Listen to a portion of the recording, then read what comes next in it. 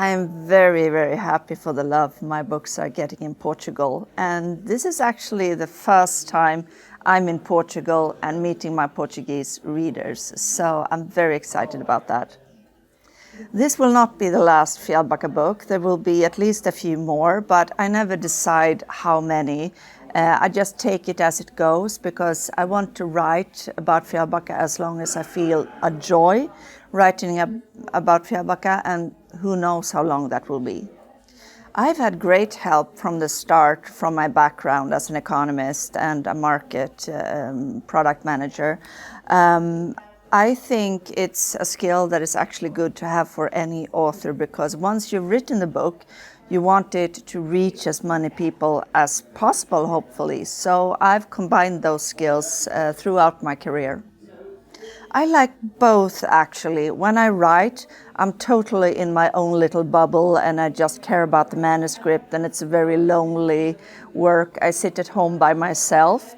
But once I've done that for, at least a year, I long to get out and meet the readers. So then I enjoy that process very much. And when I've done that for like a year, I long to get back in my bubble again. So I like the contrast.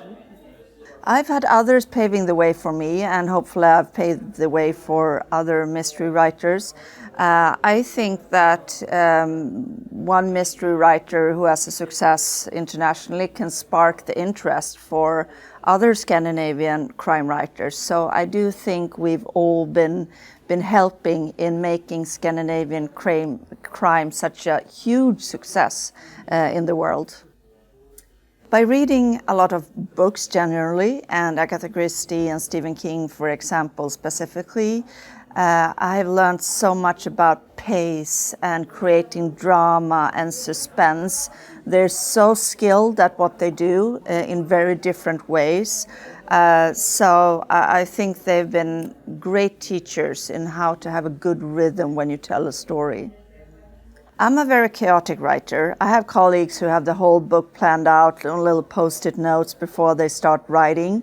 That's not me. When I start writing, I know maybe 2% of the book, and I just let the story and the characters lead me. It's very stressful, but it's the only way I can work. I always know where it's going to end, and it was the same with the books with Fexeus. We knew how the whole trilogy was going to end, and it's the same when I write my other books. I know the start and I know the end. I don't necessarily know that much about what happens in between. So I think it's just a very organic process. I write chronologically, and so did Henrik Fexeus and I when we wrote our books, and we just let the story fold, but we do know our ending point, where we're going to end up. For me, the characters has always been the most important thing of the books, and it's also the thing that gives me most joy. And I do think that it comes quite easy for me creating characters. It's my biggest strength as an author, to being able to create characters that feels believable and relatable. And I think that's actually been the key to my success. So it's just the thing that I find most joyful, making up people. Yeah, I've always been the observer more than the participator. I was always the child sitting a little bit to the side, looking at other people and their lives. So that's something that has been with me as an adult as well. And I enjoy analyzing people. Maybe I would have loved to become a psychoanalyst as well, because I love to psychoanalyze people. And I'm always the one that people come to for relationship advice and things like that. And I love to give advice to people on their relationships. Well, I've kind of done research for the police stories my entire life, because I've always have a very nerdy interest for murders and murder investigations. So I read a lot of true crime, I read a lot of documents, court documents and things like that, just out of interest. And I used to also be married to a police officer, so that was very handy. So that research comes quite easy to me, and I have police officers I can ask as I go along, and forensic technicians and things like that. And Google is my best friend. Everything is out there. I haven't been consulted in an actual police investigation. I do often have theories, though, when I read about true crimes, and I'm quite often write, actually.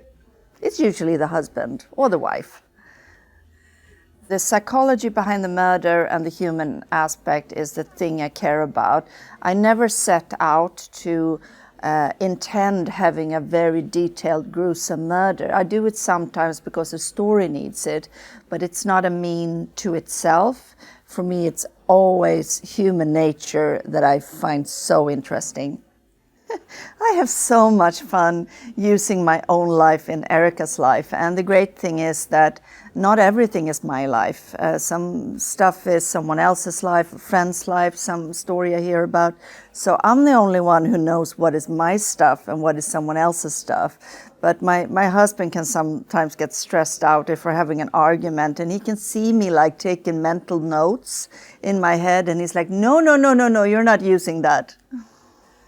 The thing is that I became an author at the exact same time I became a mother. My first child was born the same week that the manuscript to The Ice Princess was accepted for publishing. So this has gone hand in hand. And throughout my 20-year career, I've written so much about children getting hurt. And it's not very difficult to psychoanalyze that. It's my way of dealing with my worst fear that something will happen to my children. So I would probably say that I'm relieving stress and fears that I have by writing about children getting hurt. I'm confronting the fear. I never get nightmares from my stories. I'm kind of always been drawn to the very dark, and I love horror movies and horrible murder stories. So I sleep very, very well at night. They make me relax. Horrible things make me relax. I even follow like on Instagram like a crime scene cleaning account where they clean up after murders and stuff like that. So yeah, and pimple poppers. The hardest book I've written was probably The Ice Princess, because that was my first book. I didn't know how to write books.